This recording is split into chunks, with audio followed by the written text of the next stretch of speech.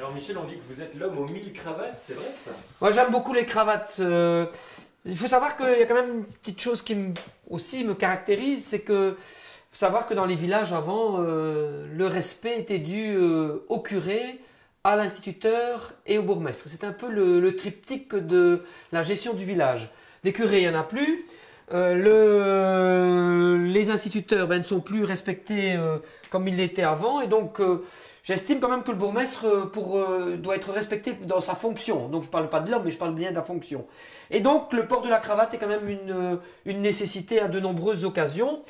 Mais là aussi, j'ai voulu sortir un peu des sentiers battus et ne pas avoir des cravates classiques ou communes. Et donc, on a un peu toutes les couleurs, les motifs qui peuvent varier en fonction de la chemise, en fonction du costume. De même que les costumes, hein, j'aime bien les couleurs qui soient variées, qui soient chaleureuses, qui soient vivifiantes, ou alors des motifs qui sont un peu plus particuliers.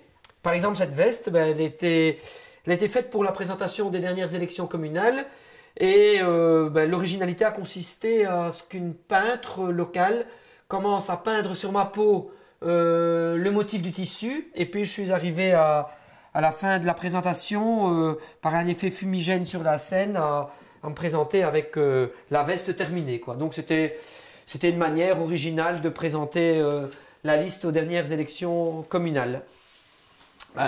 Alors les vestes, évidemment, elles sont ou colorées ou originales dans la façon d'être présentées. C'est un costume qui vient de Paris.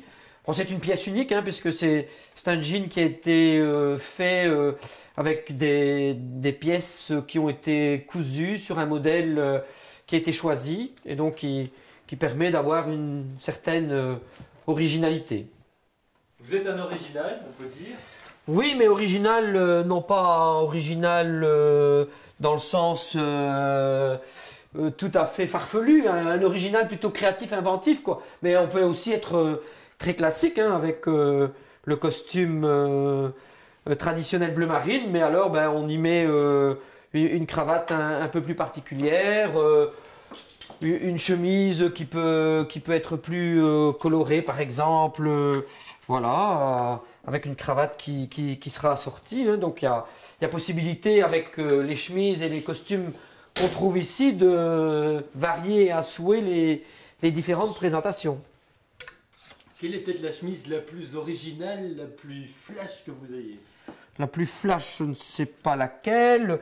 Dans les originalités, celle-ci n'est pas trop mal puisqu'elle associe différents motifs de tissu. Et de coloris. Donc par exemple celle-ci elle est un peu plus originale, mais bon on a d'autres, hein, qu'on peut découvrir avec des motifs floraux et qui reprennent des couleurs très tendance, hein, dans le turquoise et dans le fuchsia.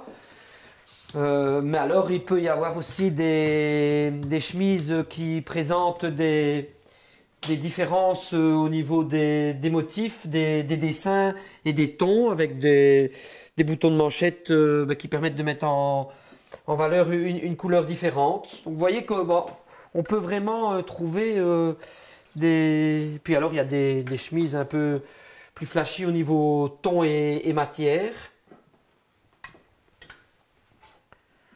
Voilà, on peut varier les plaisirs et les différentes formes. Ici aussi une chemise qui présente une particularité dans la décoration qui est en fait brodée. Voilà. Vous avez une sacrée collection quand même, non?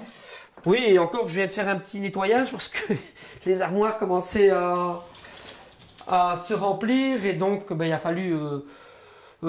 certaines associations demandent parfois des chemises ou des vêtements pour revendre et donc ici il y avait une vente de vêtements au profit de l'enfance déshéritée dans le Tournaisis et donc j'ai donné toute une série de chemises, de vestes et de costumes qui ont permis de récolter, si ma mémoire est bonne, 700 €. Donc c'est 700 € qui sont allés aux différentes associations.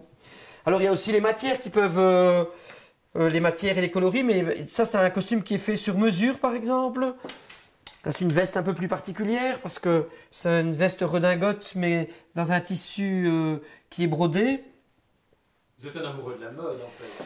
Ben, j'aime beaucoup les matières, les tissus. Je cherche quand je voyage ce qui peut être original, des détails de couture qui sont intéressants, qui peuvent être repris sur un pantalon assorti par exemple. Et donc oui, je trouve ici par exemple, quand je suis allé dernièrement à Liège, je trouvais que cette chemise était particulièrement originale.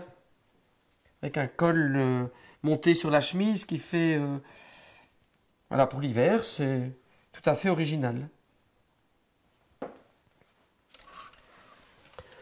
Donc, ben, je regarde quand je voyage les différents costumes, les différentes vestes, les différents... Voilà, ici, une veste avec un coloris quand même particulier.